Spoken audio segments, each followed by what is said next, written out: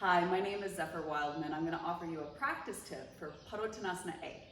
So as you step your feet out really wide, usually the teaching cue is to bring the weight to the outer edges of the foot to perform this pose. So do that and notice what it feels like to the outer ankles. It kind of feels like you're giving yourself an ankle sprain as you overstretch the connective tissue around the outer ankles.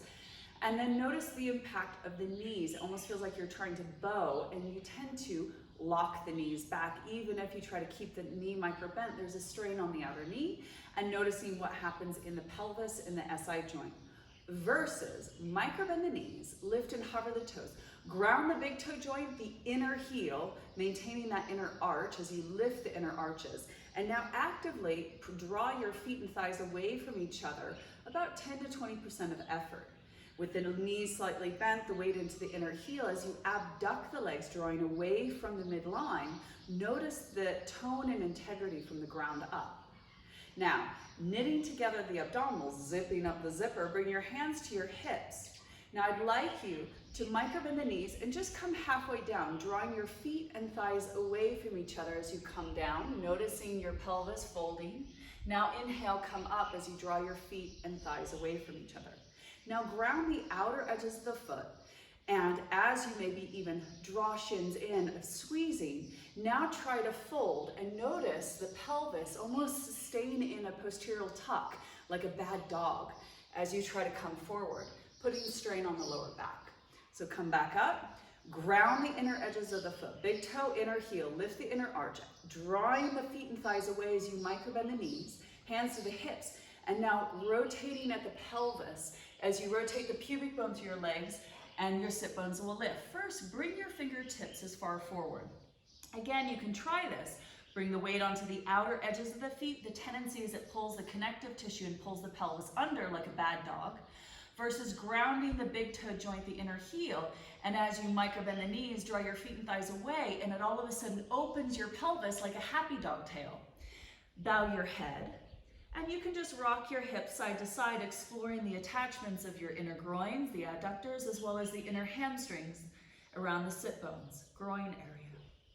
And now come back to center as you maintain that connection of the big toe, inner heel, micro bend the knees, drawing your feet and thighs away. Bring your hands now either underneath your shoulders or in line with your feet.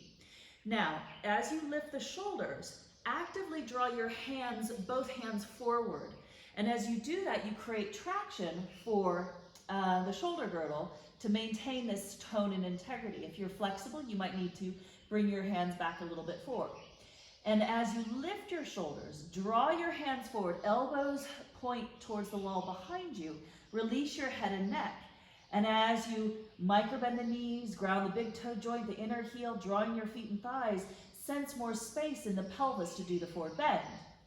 Now, if you are hypermobile and this is too much and destabilizing, encourage to put on the brakes as you encourage the sit bones to draw towards your heels instead of up towards the sky.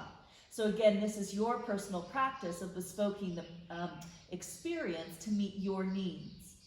Now, to come up, straighten your arms, walk them underneath your shoulders. Actively draw your feet and thighs away from each other again. Knit together the abdominals.